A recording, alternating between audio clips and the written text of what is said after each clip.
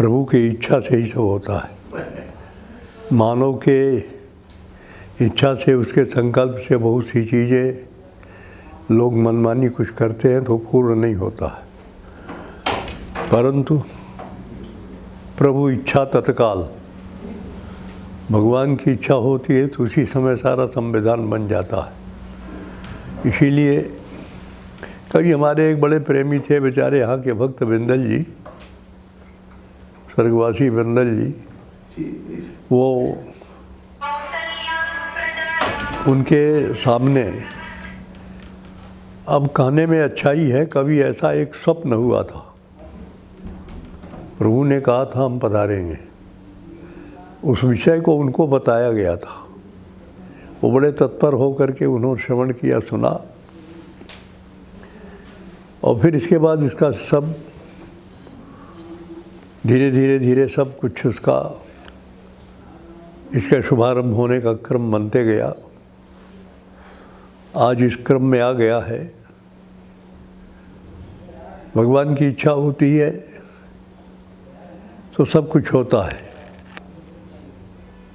इसीलिए कहाँ कौन से देवता विराजेंगे ये भी एक संकल्प की बात होती है। कभी महादेव जी जा रहे थे, पार्वती जी साथ में थी, तो उन्होंने प्रणाम किया एक जगह, बोली क्या है, कहाँ है केशव देव भगवान नीचे विराजमान है। बहुत बड़ा इनका विशाल धरती में उनका विराजमान होना है।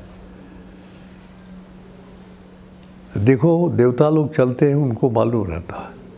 ऐसे आगे जाने पर फिर ऐसा हुआ, फिर उन्होंने प्रणाम किया, कहाँ यहाँ विराजने वाले हैं, यहाँ भगवान जो है एक पद्मनाभ भगवान बैठने वाले हैं। तो ये सब पहले से संविधान बना हुआ रहता है।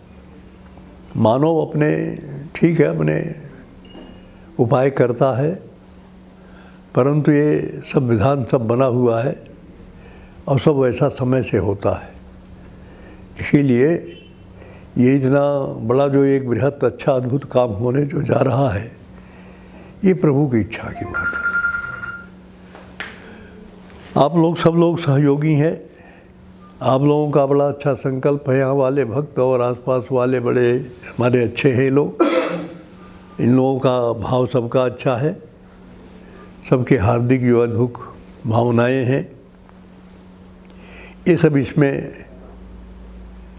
सब आहुति में घी का जैसे काम किया जाता, आहुति में घी डाल दिया जाए तो अग्नि प्रज्वलित हो जाती है, ऐसे ये चीज़ होने जा रही है।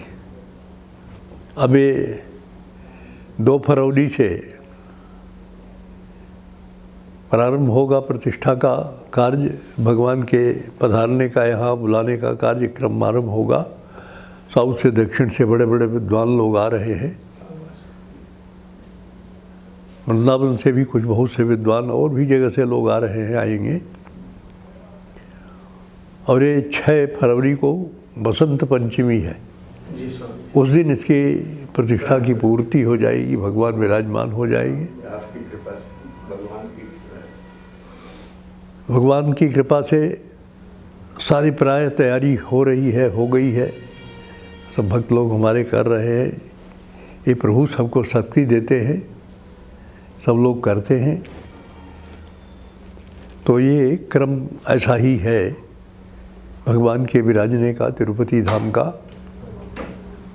और तिरुपति धाम भगवान का ये विलक्षण धाम यहाँ पर है। आपके यहाँ पर भी कुरुक्षेत्र में विराजमान हो गए हैं, अभी देखो यहाँ पर उसमें अब आपके उधर एक अग्रोहा धाम है, तो यहाँ तिरुपति धाम है।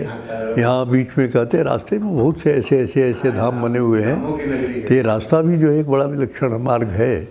इस मार्ग में बहुत से मंदिर, बहुत अच्छे सब ये निर्माण हुए हैं, हो रहे हैं। हाँ, तो प्रभु की कृपा से ये सब होता है और ये हो रहा है।